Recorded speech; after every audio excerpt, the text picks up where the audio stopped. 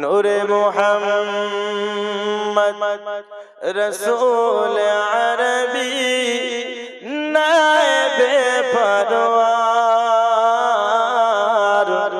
জিবরাইল চুমে যার দরবার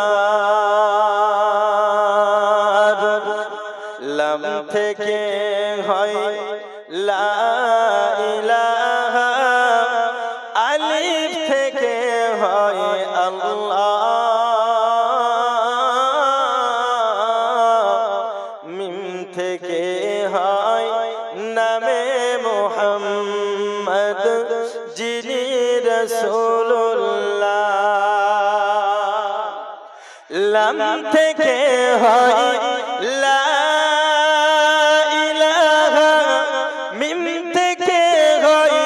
মুহাম্মদ ফে থেকে হয় ফাতেমা খাতুন বেটি রাসূলুল্লাহ শহীদ আজম ইমাম হুসাইন নাসাতার জিবরাইল চুমে যার দরবার নূরে মুহাম্মদ রসূল আরবি নায়েবে পরওয়ার জিবরাইল চুমে যার দরবার জোরে বলো যার কদম পড়িলে জমিনে দুনিয়ার হয় মেরাজ রসূল পাকের জুতা মুবারক আরশে আজিমের তাজ আমার আপনার নবী সাল্লাল্লাহু আলাইহি ওয়াসাল্লাম দুনিয়া থেকে যখন আল্লাহর হুকুমে মেরাজ শরীফে গিয়েছিলেন হযরতে জিবরিল আমিনের সঙ্গে গিয়েছে আমার আপনার নবী আলাইহিস সালাম তিনি জুতা পরে যেন আরশে আজিমে চলে গিয়েছেন আমার নবী পাক জুতা মুবারক খুলে আরশে আজিমে উঠবেন আমার আল্লাহ বলেন হাবিব আপনি জুতা মুবারক খুলবেন না আপনি জুতা মুবারক খুলবেন না আপনি জুতা পরে আরশে আজিমে চলে আসুন আমার নবী বলেন আল্লাহ তুর পাহাড়ে তুমি মুসা কালিমুল্লাহকে ডেকেছিলে যখন তোমাকে বলেছিল আল্লাহ আমি তোমার সঙ্গে দিদার করতে চাই রব্বুল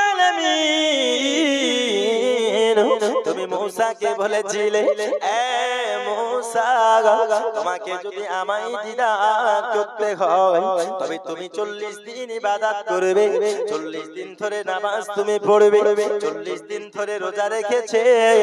আবার যখন তুর পাহাড়ে তোমার সঙ্গে দিদার করতে এসেছিল ইয়া রাব্বাল আলামিন তুমি বলেছিলে আল্লাহ ওগো মুসা জুতা খুলে তুর পাহাড়ে এসো ওগো রব্বুল আলামিন মুসা কালিমুল্লাহকে তুমি জুতা খুলে তুর পাহাড়ে আসতে বলেছিলে আর আমি নবীজি আমাকে তুমি জুতা পরে আরশে আজিমে আসতে বলছো মাওলা তাহলে তুর পাহাড়ের থেকে তোমার আরশে আজিমের মূল্য কি অতি কম আমার আল্লাহ বলেন হাবিব তুর পাহাড়ের থেকে আমার আরশে আজিম লক্ষ গুণ বেশি দামি কিন্তু আপনার জুতা মুবারকের থেকে বেশি নয় তাই তো কবি বলতেছে যার কদম পড়িলে জমিনে দুনিয়ার হয় মেরাজ রসূল পাকের জুতা মুবারক আরশে আজিমের তাজ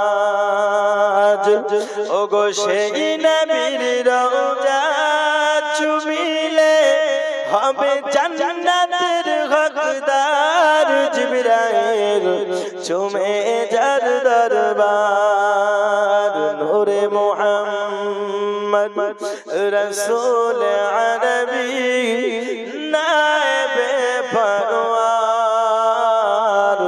জিবরাইল চুমে